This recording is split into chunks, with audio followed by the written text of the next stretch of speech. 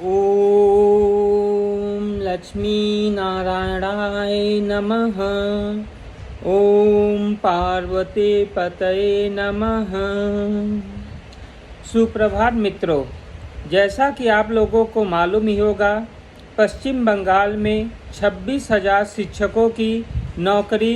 केवल एक आदेश के बाद पूरी तरह से खत्म कर दी गई। ये आदेश किसी छोटे मोटे लोग का नहीं, ये आदेश थे भारत की सर्वोच्च न्यायालय का। ये पूरी तरह से मालूम था कि इसमें घोटाला तथा कुछ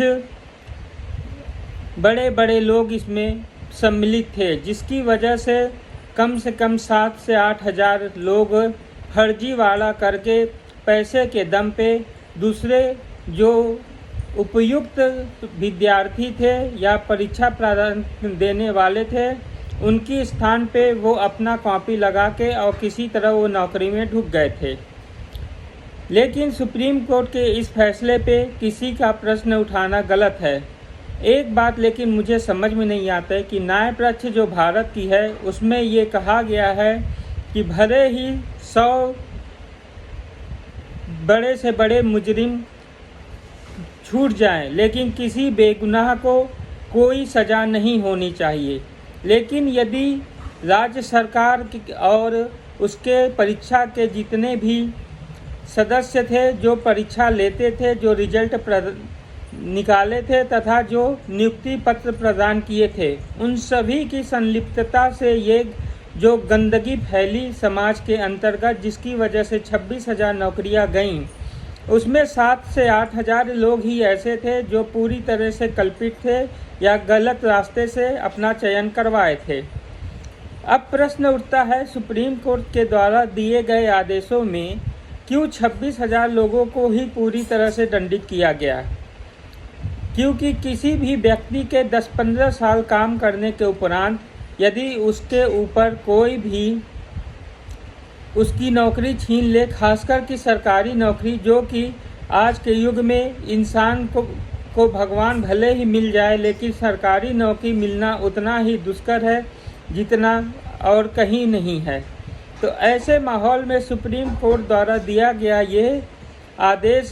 पूरी तरह से सार्थक नहीं सिद्ध होता है, न्याय प्रणाली में प्रश्न चिन्ह उत्पन्न करता है। दूसरी सबसे बड़ी बात कि इस समस्त कमियों को पूरा करने या कमियों को लेके आने वाले जितने भी दोषी लोग थे, जो प्रशासन के खुद के अंग थे, तथा उनके द्वारा किए गए इस कृत्य के विषय में सुप्रीम कोर्ट ने कोई भी जजमेंट नहीं दिया। क्यों? उनके समस्त लोगों के जो उस पूरी प्रक्रिया में सम्मिलित थे, उन सभी की आर्थिक तौर पे पूरी तरह से ग्रेजुटी, सैलरी इत्यादि जो वो सुविधाएं इस पद पे रह के प्राप्त किए थे, उसको नष्ट क्यों नहीं किया गया? उसको फिर से पूरी तरह से उन्हें लोगों को दंडित करने के लिए उनके धन का सरकारी कोष में जमा कराना तथा उन्हें जेल के सलाखों के पीछे भेजना अत्यंत आवश्यक था। ये पश्चिम बंगाल की नहीं बल्कि अभी शिक्षा नीति के अंतर्गत या सरकारी नौकरी के आवंटन के समय में ये बहुत सी कुरीतियाँ देखने को मिलती हैं। बहुत जगह पे पेपर लीक के माध्यम से छात्रों का भविष्य को अंधकारमय कर दिया जाता है तथा उनका एज लिमिट बढ़ जाने से वह अन्य परीक्षाओं में उपस्थित नहीं हो सकते हैं। इस तरह की जो ये घटिया और पूरी तरह से चरमराई हुई व्यवस्था है, इसके अगेंस्ट में क्यों सुप्रीम कोर्ट,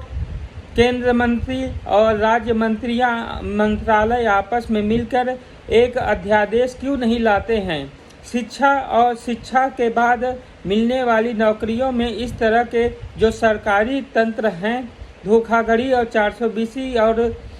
कई जुर्मों में लिप्त रहते हैं, इन लोगों के प्रति कठोर से कठोर कदम क्यों नहीं उठाया जा रहा है? क्यों इसे बस लीपापोती कर दिया जाता है,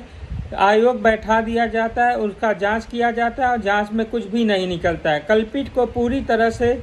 उसकी धन संपत्ति को क्यों नहीं सरकार अपने कब्जे में ले लेती है जो इस तरह के दोषी पाए जाते हैं, क्योंकि यदि कोई व्यक्ति किसी प्रतिष्ठित स्थान पर बैठ के दुष्कर्म करता है तो ये उसकी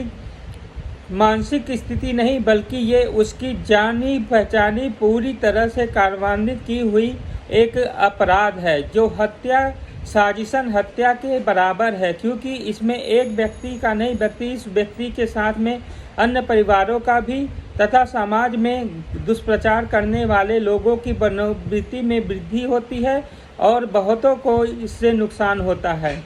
इसलिए ऐसे गंदे लोगों को जल्द से निकाल के ख़त्म कर देना ही अत्यंत आवश्यक है, अन्यथा पूरा माहौल पूरा तालाब ही नष्ट हो जाएगा। तो सुप्रीम कोर्ट और दूसरी तरफ जितने भी अभ्यर्थी थे जब अपना प्रोटेस्ट या कुछ भी वो कहने के लिए जब जाते हैं तो वहाँ कस्बा में ऑफिस के में उन्हें डंडे और पुलिस की लाठियाँ खानी पड़ती हैं। और कोई भी छात्र यदि किसी भी दुष्प्रचार के या किसी भी षड्यंत्र के विरुद्ध कुछ बोलना चाहता है तो उसके पुलिस की लाठी और उसका विरोध को नष्ट करने के लिए सभी राजनीतिक दल आ खड़े होते हैं। इस तरह की घटिया राजनीति करने वाले कोई भी दल हो, केंद्र हो या सत्ता पक्ष हो या विपक्ष हो या तो राज्य सरकारें हों, सभी इसके लिए बहुत बड़े दोषी हैं और इन्हें जनता को वोट के द्वारा इन्हें सबक सिखाना अत्यंत आवश्यक है। मुख्यमंत्री कुछ दिन पहले ही इन सभी 26,000 लोगों के साथ खड़ी थी तथा उनकी नौकरी के लिए अब कुछ न कुछ करने की बात भी कही थी, लेकिन जब उनका प्रोटेस्ट होता है तो वो उनकी पुलिस कैसे उन लोगों के ऊपर लाठीचार्ज कर दे सकती है, यही एक बहुत बड़ा सवालिया निशान है। क्या इंसाफ की मांग करना इस देश में गुनाह हो गया है? ये भी एक बहुत बड़ा प्रश्न चिन्ह है, क्योंकि समाज सरकार तथा न्यायालय सब तरह से अपने प्रति उदासीन और गलत फैसले के बाद उनके जीवन जीने की रोटी जो थी उनका परवरिश करने का तथा उनके जीवन का जो सबसे मूलभूत सुविधाओं को संपूर्ण करने की जो भी स्थिति थी उसे नष्ट होने के बाद कोई भी व्यक्ति अपना आपा खोल सकता है। वहीं दूसरी तरफ सरकार अन्य लोगों को तो रास्ते पे खड़े होकर अपना कोई भी विरोध जताने के लिए खुला छूट दे देते, भले उसके लिए वो कोई पहले से विरोध का पत्र या कोई भी सूचना नहीं दिए रहते हैं, उसके बाद भी वो विरोध करने के लिए आ जाते हैं तो उनके ऊपर पुलिस की लाठियां नहीं चलती हैं। इस तरह की दोहरी नीति देश के लिए बहुत ही घातक सिद्ध हो रही है। जो भी है, इन सभी चीज़ों को सुधारने के लिए सभी इच्छा शक्ति के साथ एक हों, तभी ये सारी विडंबनाएं दूर होगी। जय हिंद, वंदे मातरम।